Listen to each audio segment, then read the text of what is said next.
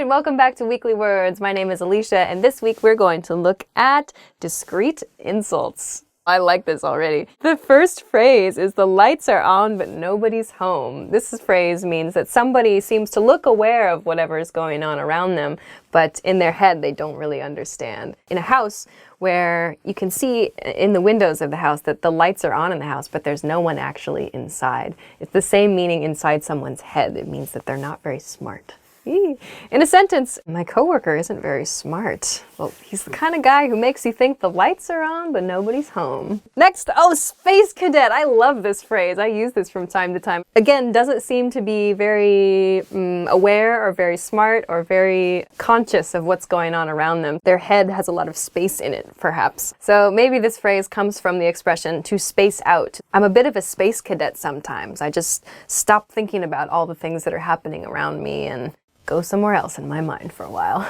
That's true. Onward! Even a stopped clock is right twice a day. So this phrase is used to explain maybe someone or something who is not traditionally good at something, or someone who is broken or does not do things well, is capable of, doing something correctly sometimes.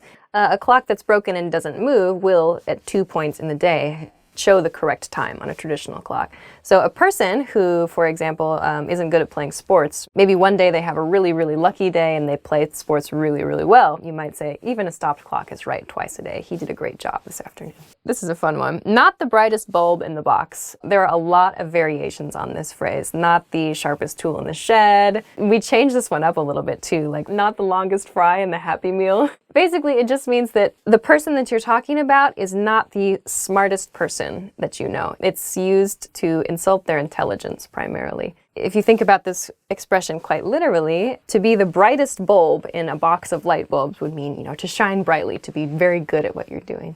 But to not be the brightest bulb maybe means you don't do such a good job at what you're supposed to be doing.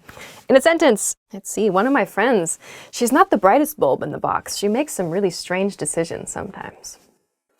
Next, a very similar phrase, a few peas short of a casserole. This is very similar. I've never heard this one, actually. This phrase is, again, to insult someone's intelligence. If you are making food, if you're making a casserole, you need to use peas, maybe, depending on your recipe. And if there aren't enough peas, the casserole will not be very good, maybe.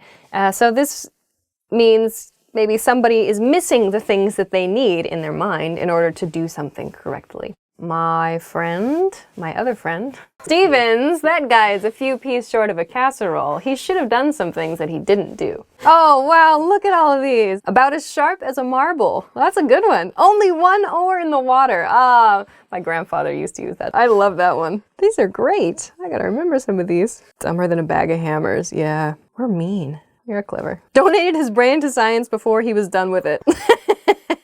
When do I stop? As quick as a snail crossing super glue. His cornbread isn't done in the middle. Thanks. Oh, I went to the end. 212. End! On that note, if you use these, be very careful, because if the other person can hear you, they will likely be very offended. Thanks very much for joining us this week, and we'll see you again next time. Bye!